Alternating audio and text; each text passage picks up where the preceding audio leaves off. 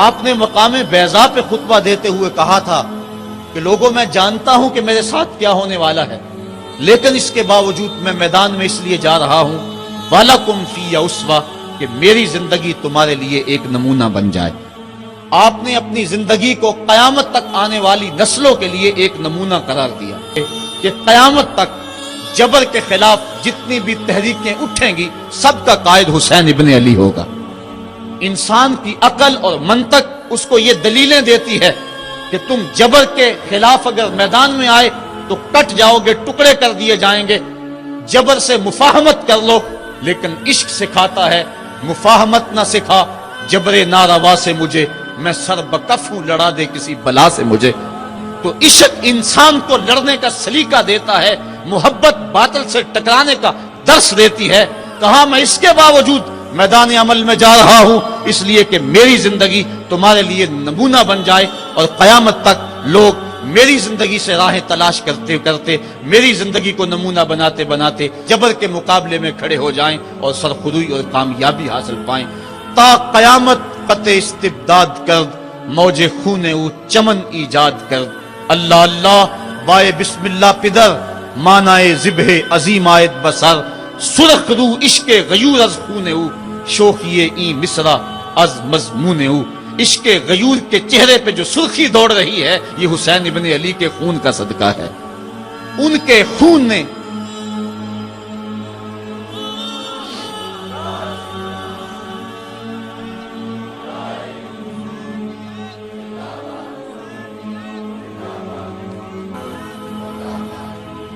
آپ نے 9 کی شب کو چراغ بجھا دیے، کہا یہ میری جان کے دشمن ہیں، تم اگر جانا چاہو تو جا سکتے ہو، میرے بعد تمہیں کوئی نہیں پوچھے گا۔ لیکن جانثاروں نے کہا یہ کیسے ہو سکتا ہے کہ آپ کا ساتھ چھوڑ کے چلے جائیں۔ پھر عاشورے کی وہ رات تھی جو درد و اندوہ سے بری ہوئی رات تھی، ساری رات عبادت میں گزاری۔ ایک طرف شراب چل رہی ہے اور دوسری طرف آنکھوں سے عشق رسول کی مستی چھلک رہی ہے۔ تہجد کا وقت ہوا، نماز تہجد ادا کی، شہزادہ علی اکبر نے اذان پڑھی اور کربلا کے ریگزار میں ان کی یہ آخری باجماعت نماز تھی۔ ریگستان کربلا کے ذرے گواہ ہو گئے ان کے سجدوں کے۔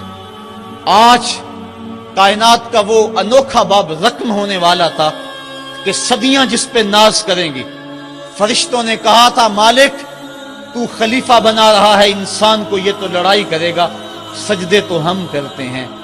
آج فرشتوں نے بھی دیکھنا تھا کہ سجدہ کرنے کا جو انداز حسین ابن علی کا ہے، فرشتے اپنی زندگی کی ساری کمائی اکٹھی کر لیں، حسین کے سجدے کی زکوٰۃ بھی نہیں بن سکتی۔ جب جبر کی تیغیں چمکنے لگیں اور ایک ایک کر کے آوان و انصار جام شہادت نوش کرنے لگے، کبھی وہب شہید ہو رہے ہیں، کبھی زہر شہید ہو رہے ہیں، کبھی اون و محمد کے لاشیں گر رہے ہیں، کبھی قاسم کی جوانی لٹ رہی ہے، کبھی جواں اکبر کی آواز کربلا کے ریک زاروں میں گونجتی ہے، یا ابا ہو ادرکنی، میرے باپ مجھے پکڑیے۔ تو حضرت امام حمام دوڑ کے جاتے ہیں اور اپنے جواں بیٹے کی لاش کو کندھوں پہ اٹھا کے خیموں تک پہنچا کے ہاتھ فضا میں بلند کرتے ہوئے عرض کرتے ہیں ربنا تقبل منا ھذا القربان، مالک حسین کی یہ قربانی بھی قبول کر لے۔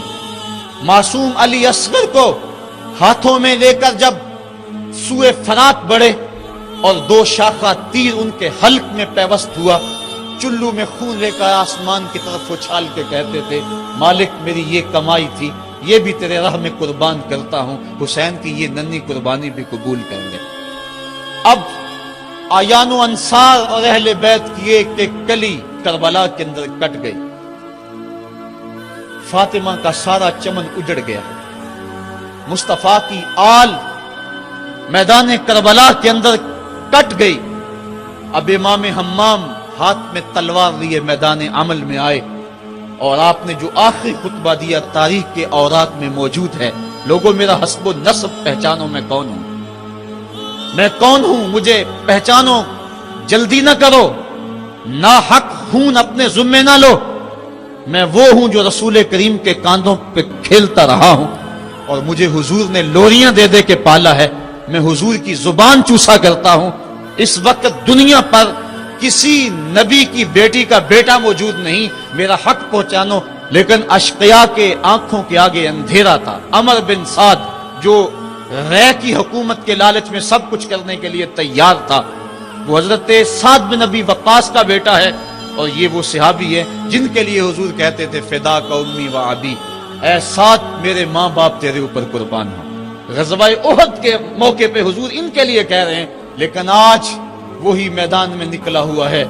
حضرت امام حمام امام حسین رضی اللہ تعالیٰ عنہ پھر میدان عمل میں آئے، اور پھر دشمنان اہل بیت کے ساتھ جس جرت اور پامردی کے ساتھ آپ نے لڑائی کی، اور آپ کی تیغ براں جس طرح ان کے سر کاٹتی اور ان کا خون چاٹتی رہی، تاریخ کے اوراق میں وہ روشن باب موجود ہیں۔ آواز آ رہی تھی، یہ کون ذی وقار ہے، یہ کون شاہ سوار ہے، لباس ہے پھٹا ہوا، چھدا ہوا، کٹا ہوا، لخت لخت کٹا ہوا، پھر بھی ہے ڈٹا ہوا، یہ بال یقین حسین ہے، یہ نبی کا نور عین ہے۔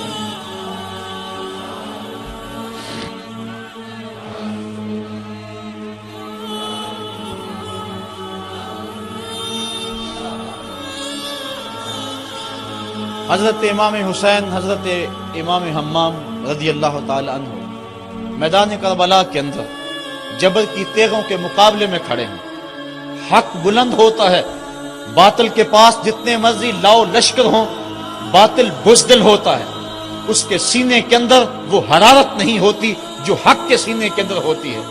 ذرا غور تو کرو، 22,000 کا لشکر جرار ان کے مقابلے میں، جو محتاط روایات کے مطابق، ورنہ 82 کی روایت بھی کتب تواریخ میں موجود ہے، بلا 72 افراد جو 3 دن سے بھوکے بھی اور پیاسے بھی، ان کے لیے 22,000 کا لشکر کیا معنی رکھتا ہے۔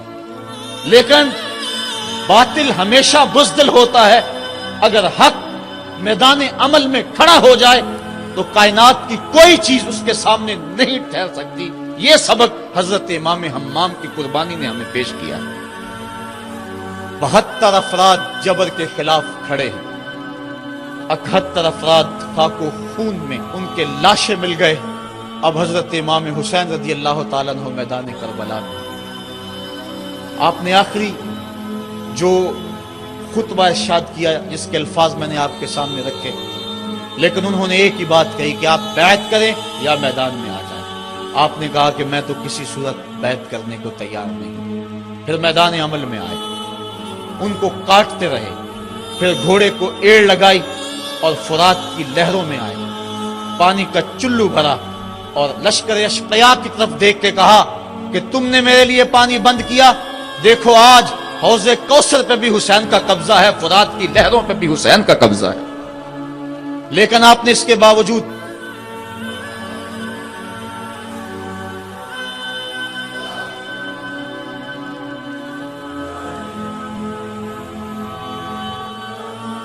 حضرت امام حمام حضرت امام حسین رضی اللہ تعالیٰ عنہ نے پانی پیا نہیں۔ ان کو سکینہ کی پیاس یاد آ گئی ہوگی، جس طرح حضرت علی اصغر پیاس سے شہید ہوئے، وہ منظر یاد آ گیا ہوگا۔ اور دوسری بات یہ تھی، یہ امتحان تھا، اس لیے حضرت امام حمام نے پانی نہیں پیا، لیکن ان کو بتلانا مقصود تھا کہ اگر میں چاہوں تو یہ پانی پہ قبضہ کر سکتا ہوں، اور پھر یہ ساقی حوض کوثر کے نواسے ہیں، اگر یہ اشارہ کرتے تو کوثر کی نہریں چھلک کے کربلا کے میدان میں آ جاتی۔ لیکن امتحان دینا مقصود ہے۔ مصطفیٰ کریم کے ہاتھ بھی اٹھے ہوئے ہیں، اللہم آت الحسین صبرا و اجرا، اے اللہ میرے بیٹے حسین کو صبر بھی بخش دے، اجر بھی بخش دے۔ حضرت امام حمام رضی اللہ تعالیٰ عنہ جبر کے مقابلے میں ڈٹے ہوئے ہیں، آپ کی تیغ براں ان کا خون چاٹتی رہی، پھر انہوں نے یک بارگی آپ کے اوپر حملہ کر دیا۔ حضرت امام حمام نے اس حالت کے اندر بھی اپنی زبان کو روکا اور زبان سے ہائے تک نہیں کی۔ آج شہادت حسین کو تماشا بنا کے رکھ دیا گیا ہے، اس انداز کے اندر اس شہادت کو بیان کیا جاتا ہے جس طرح وہ ترلے اور منتیں کر رہے تھے، پانی پانی کی صدائیں ان کے لبوں پہ تھی۔ نہیں، ایسا نہیں تھا، زخم پہ زخم کھا کے جی، خون جگر کے گھونٹ پی، آہ نہ کر لبوں کو سی، یہ عشق ہے دل لگی نہیں۔ جب محبت کا دم بھرا ہے تو سب کچھ کٹانا ہوگا اور کٹا کے بھی مسکرانا ہوگا. جو محبت کے دعویٰ رکھنے والے ہوتے ہیں ان کا امتحان ہوتا ہے. مشکل موقع پر ہی تو امتحان ہوتا ہے کہ اس موقع پہ یہ دامن صبر کو تھامتے ہیں یا نہیں تھامتے. اگر وہ ہائے ہائے کرتے رہے، وہ چیختے اور پکارتے رہے، اور وہ پانی کے لیے ہاتھ اور جھولی پھیلاتے رہے، اور جو پانی کے لیے جھولیاں پھیلاتے تھے انہوں نے پھر بیعت کیوں نہ کر لی؟ ان کو اتنا کچھ دیا جاتا تھا، اس کو قبول کیوں نہ کیا؟ انہوں نے یزید کے تخت و تاج کو قبول نہ کیا، یزید سے پانی کیسے مانگتے؟ وہ تو خود حوض کوثر کے والی کے نواسے تھے، وہ اوروں سے پانی مانگتے پھرتے. پوری تاریخ پڑھو کربلا کی، آپ کو نہیں ملے گا کہ حضرت امام حسین کی زبان سے ہائے بھی نکلا. آپ نے ہر مشکل موقع پہ صبر کے دامن کو تھاما ہے، اور ہر قربانی پیش کرنے کے بعد ہاتھ اٹھا کر یہی کہا، ربنا تقبل منا ھذا القربان، مالک حسین کی یہ قربانی بھی قبول کر لے. اس کا یہ مطلب نہیں کہ یہ دکھ کم تھے، اس کا مطلب یہ نہیں کہ مظلومیت نہیں تھی. وہ مصیبتیں تو اتنی تھی کہ پتھر کا کلیجہ بھی شک ہو جائے، کائنات کا کلیجہ چاک چاک ہو جائے، لیکن اس کے باوجود کیونکہ ان کے صبر کا امتحان تھا. اور جب آپ کے اوپر پہم تیر برسنے لگے، محتاط روایات کے مطابق 33 زخم تلواروں کے آپ کے بدن پہ تھے، اور 34 گھاؤ نیزوں کے آپ کے جسم پہ تھے، بلکہ بہت سارے نیزوں کی انیاں ٹوٹ گئی تھی جسم میں. حضرت امام حسین رضی اللہ تعالیٰ عنہ کا جب پیراہن اتارا گیا اور اس کو جب دیکھا گیا تو 113 سوراخ اس میں تیروں کے تھے، اور گھوڑے کی زین سے جب فرش زمین پر گرے وہ تیر جسم میں اور پیوست ہو گئے. گھوڑے کی زین سے فرش زمین پر جب آنے لگے تو کافی عرصہ لگ گیا، چونکہ برچھیوں کی نوکوں پر آپ کتنی دیر تک معلّہ رہے. اس وقت گھوڑے کی زین سے فرش زمین پر آئے اور کربلا کی اس تپتی ہوئی ریت کے اوپر پیشانی رکھی. فوارے پھوٹ رہے تھے، کائنات دم بخود تھی، چرخ کہن کانپ رہا تھا. آج تک آسمان نے ایسا منظر نہیں دیکھا تھا، آج تک حوروں نے ایسا منظر نہیں دیکھا تھا. سورج بھی منہ چھپا رہا تھا عاشورے کے دن، یہ منظر اس سے بھی نہیں دیکھا جا رہا تھا. ریت کربلا کی کپ کپا رہی تھی. دشمنوں کے نرغے میں مصطفیٰ کا نواسا 3 دن کا پیاسا تیروں اور نیزوں کی برسات کے اندر نے پیشانی سجدے میں رکھ دی، اور آخری کلمات یہ تھے، اللہم رضن بقضائک وصبرا علی بلائک تسلیما لامرک سبحان ربی العالی. مالک، جو دکھ آئے، اذیتیں آئیں، مصیبتیں پہنچی، امتحان آیا، حسین اس پہ راضی ہو گیا، تیرے امر کو تسلیم کر لیا، تیری رضا پہ راضی ہوا. سب کچھ قربان کرنے کے بعد مالک حسین تیری تقدیر پہ راضی ہے. مالک تو بھی بتا، تو بھی حسین پہ راضی ہوا ہے یا کہ نہیں؟ تو حضرت امام حمام کا سر اس وقت تن انور سے جدا کر لیا گیا جب آپ سجدے کے اندر جھکے ہوئے تھے. سجدے میں سر جھکا ہوا تھا کہ دست قاتل نے جدا کر دیا.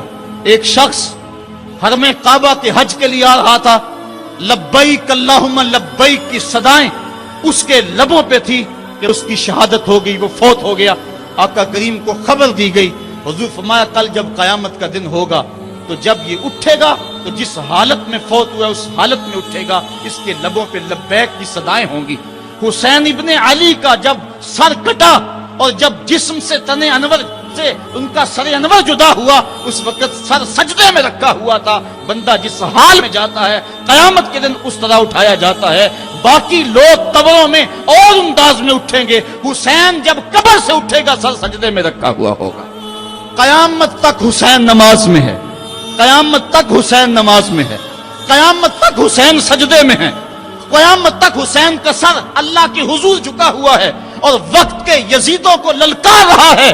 وقت کے یزیدوں، تم اپنے اپنے دور میں پر پرزے نکالتے رہو گے، لیکن حسین کا سر اور حسین کے ماننے والوں کا سر کبھی بھی تمہارے سامنے نہیں جھکے گا. حسین کا سر کل بھی خدا کے سامنے خم تھا اور آج بھی خدا کے سامنے ہی سر خم ہے. تو حضرت امام حسین رضی اللہ تعالیٰ عنہ کا سر اس وقت کاٹا گیا، پھر نیزے کی نوک پہ ڈال کر اس کو بلند کر دیا گیا. لشکر یزید نے لوگوں کو اعلان کے لیے کہ دیکھو ہم نے سر انور کاٹ دیا. کسی نے کہا ذرا غور سے دیکھو، اس آقا کا سر کٹ کے بھی سر بلند ہے، یہ کٹا ہوا سر بھی سر بلند ہے. اور جب سر نیزے پہ چڑھایا گیا تو پیشانی کا رخ زمین کی طرف اور کٹی ہوئی گردن کا رخ آسمان کی طرف. تو کسی شاعر نے کہا باں کے سر نیزے پہ اور سوئے زمین ہے روح، یعنی سجدہ ثانی کی ہے آرزو۔ سر نیزے پہ ہے لیکن پیشانی زمین کی طرف ہے۔ رکعت کے 2 سجدے ہوتے ہیں، ایک سجدہ ہوا تھا کہ سر انور کاٹ لیا گیا، نیزے پہ چڑھا ہوا سر حسین دوسرے سجدے کی آرزو میں مچل رہا ہے، حسین دوسرے سجدے کی تمنا میں مچل رہا ہے۔ تو حضرت امام حسین نے ہمیں یہ درس دیا کہ تمہارا سر کٹ کے نیزے کی نوک پہ بھی چڑھ جائے لیکن یزیدیوں کی اطاعت تم نے کسی صورت بھی قبول نہیں کرنی۔ آج ایک تو طریقہ یہ ہے کہ ان کی زندگی، ان کے شب و روز اور ان کی قربانی اور ان کی مظلومیت کا تذکرہ کر کے آنسو بہا لیں اور ان سے محبت کا اظہار کر لیں، لیکن یہ روح حسین کو خراج پیش کرنا نہیں۔ کیا حسین نے اتنی بڑی قربانی اس لیے دی کہ لوگ قیامت تک بس روتے رہیں، ان کی آنکھوں سے صرف آنسو بہتے رہیں؟ اگر یہ بات ہوتی تو ان کے پاس راستے سے نکلنے کے، انہیں پہلے ہی خبر دی گئی تھی کہ تم شہید کر دیے جاؤ گے، وہ اپنے نانے سے عرض کر دیتے کہ میرے لیے دعا کر دے کہ میری مصیبت ٹل جائے، تو مصیبت ٹل جاتی۔ اتنی بڑی قربانی اور اپنا سارا کنبہ کربلا کے تپتے ہوئے ریگزار کے اندر لے کر حاضر ہو گئے، تو یہ اس لیے تھا کہ لوگ صرف آنسو بہا کے خراج پیش کر دیں؟ نہیں، امام کا مقصد تھا جو میں نے مقام بیضا کے خطبے کے حوالے سے آپ کے سامنے رکھا۔ فرمایا وَلَكُمْ فِيَّ أُسْوَةٌ، میں اس کے باوجود میدان عمل میں اس لیے جا رہا ہوں کہ میری زندگی تمہارے لیے نمونہ بن جائے اور وقت کے یزیدوں کے سامنے تم کھڑے ہونے کے لیے تیار ہو جاؤ۔ آج روح حسین پکار پکار کے کہہ رہی ہے کہ میرے ماننے والوں، وقت کے یزید دندناتے پھر رہے ہیں اور تم صرف آنسو بہا کے میری روح کو خراج پیش کرنا چاہتے ہو۔ میری روح یوں ہی خوش نہیں ہوگی، میں تو خوش تب ہوں گا جب تم کربلائیں سجاؤ گے، جب تم وقت کے یزیدوں کے سامنے کھڑے ہو کے میری للکار کو تازہ کرو گے تو پھر میری روح سرشار ہو جائے گی کہ اپنے نانے کی امت کو جو پیغام دے کر گیا ہوں وہ پیغام آج بھی زندہ ہے۔ کربلا کا مقصد یہی نہیں کہ ہم اس دن کو ایک یوم سیاہ بنا دیں اور چند لمحوں کے لیے چیخو پکار کر کے پھر وقت کے یزیدوں سے ساز باز کر لیں، نام حسین کا لیتے رہیں اور کام یزید کرتے رہیں۔ وہ کیا کسی نے کہا تھا کہ نوحہ خوانی سے فقط ممکن نہیں تیری نجات، اور بھی کچھ کہہ رہی ہے رزم گاہ کائنات، کر رہی ہے سرزمین کربلا شرح حیات، تک رہی ہے چشم حسرت سے تجھے نہر فرات، راہ حق میں اب جنون سرفروشی عام کر، اس طرح روشن حسین ابن علی کا نام کر۔ حسین ابن علی کا نام اگر تم نے لیا ہے، حسین کا نام لینا اس بات کی دلیل ہے کہ بندہ جبر کے مقابلے میں کھڑا ہے۔ حسینی تو تبھی کہلائے گا، لیکن اگر قافلہ یزید میں ہو اور نام حسین کا لیتا ہو، وہ تو فرزدق نے بھی کہا تھا حضرت میں کوفے سے پلٹ کر آیا ہوں، میں نے دیکھا ہے کہ کوفے والوں کی تلواریں یزید کے ساتھ ہیں، دل آپ کے ساتھ ہیں۔ اگر تلواریں یزید کے ساتھ ہوں اور دل حسین کے ساتھ ہو تو اس کو قبول نہیں کیا جائے گا۔ جب کوفے والے رونے لگے، جب یہ مقدس اور ملکوتی قافلہ کوفے کے بازاروں میں داخل ہوا اور وہ شہزادیاں جنہوں نے بازار بھی نہیں دیکھا تھا، ان کو بازار سے جب گزارا گیا، وہ سیدہ زینب، لوگوں ایک بات کہتا ہوں، حضرت امام حسین نے کربلا فتح کیا اور سیدہ زینب نے دمشق فتح کیا۔ سیدہ زینب نے قیامت تک کی عورتوں کی لاج رکھ لی اور قیامت تک کے لیے درس دیا کہ اگر باطل کے سامنے حسین نہیں جھکا تو باطل کے سامنے زینب بھی نہیں جھکی۔ زینب کی عظمت کو بھی سلام، حسین ابن علی کی عظمت کو بھی سلام۔ تو جب کوفے میں داخل ہوئے اور وہ رو رہے تھے، ان کی آنکھوں میں آنسو تھے، تو حضرت امام زین العابدین نے کہا کہ اب تمہارا رونا کیا معنی رکھتا ہے؟ کیا تم نے خود ہمیں بلایا نہیں؟ تو یزید کے ساتھ اگر تلوار ہے تو پھر نام حسین لینا فائدہ مند نہیں ہوگا۔ حسین کے نام لینے والے وہی ہیں جن کا دل بھی حسین کے ساتھ ہے، جن کی تلوار بھی حسین کے ساتھ ہے۔ آئیے وقت کی کربلا میں پھر حسین کا کردار ادا کریں۔ آج بھی گلی گلی یزید دندنا رہے ہیں، کچھ مقامی یزید ہیں، کچھ بین الاقوامی یزید ہیں۔ آج نبی کے دین کی قدروں کو پامال کیا جا رہا ہے۔ دنیا کا سب سے بڑا یزید بش ہے اور اس کے حواری ابن زیاد ہیں۔ اللہ کی حدوں کو توڑا جا رہا ہے اور یزیدی ٹولہ آج پھر حکمرانی کے مزے لے رہا ہے، اور وقت سخت اور مشکل ترین حالات میں داخل ہو چکا ہے۔ اس وقت فحاشی اور اریانی کا شیش ناک پھنکار رہا ہے، اگر ہم چند لمحوں کے لیے مل بیٹھ کے آنسو بہا دیں اور سمجھیں کہ حق ادا کیا، ہم حق ادا نہیں کر پائے۔ آئیے یہاں سے حسین ابن علی کا پیغام لے کے گھر گھر پہنچے اور ان کے نام کا ڈنکا بجا دیں، وقت کے یزیدوں پہ راشا طاری ہو جائے، ہمارا کردار، ہمارا عمل، ہماری للکار حسین ابن علی کی جانشینی میں ہو، اور پھر ہمارا اٹھنے والا قدم آگے بڑھتا رہے۔ ادارت المصطفیٰ کا یہی پیغام ہے، کربلا کا وہ پیغام اور کربلا کا وہ فرض ہمیں پکار رہا ہے کہ ہم میدان عمل میں آئیں، مصطفیٰ کریم کے دین کو لے کر گلی گلی نکلیں۔ آج جس طرح ظلم گلی گلی موجود ہے، وہ کیا کسی نے کہا تھا کہ ظلم بچے جن رہا ہے کوچہ و بازار میں، عدل کو بھی صاحب اولاد ہونا چاہیے۔ آج ہم نے بھی میدان عمل میں بڑھنا ہے۔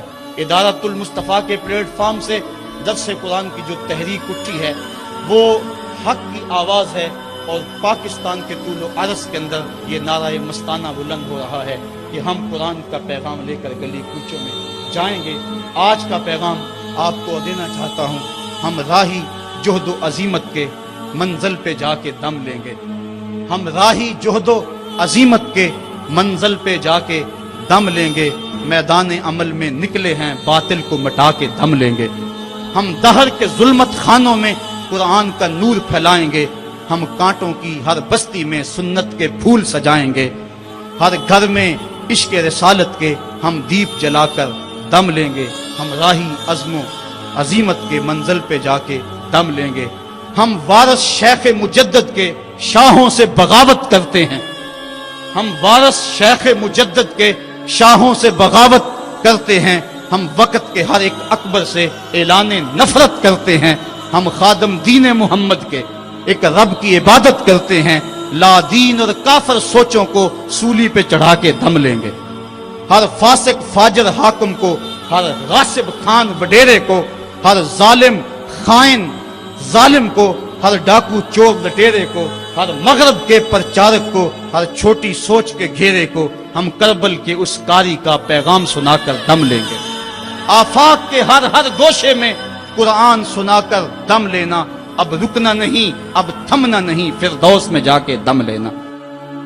اللہم اید الاسلام والمسلمین، اللہم اعز الاسلام والمسلمین۔ اے اللہ وقت کے یزیدوں کو غارت کر دے، حریت کے ان قافلوں کو منزل آسودہ کر دے۔ اے اللہ ہمیں عساکر اسلامیہ اور لشکر امام مہدی میں شمولیت کی توفیق عطا فرما، اور اگر ہماری قسمت میں یہ نہیں تو یہ صادق ہماری اولادوں کے مقدر میں لکھ دے، ہماری نسلیں تیرے دین کی خدمت کریں، ہمارے بچے تیرے دین کی خدمت کریں، ہماری زندگی کا ایک لمحہ تیری راہوں میں بچھا رہے۔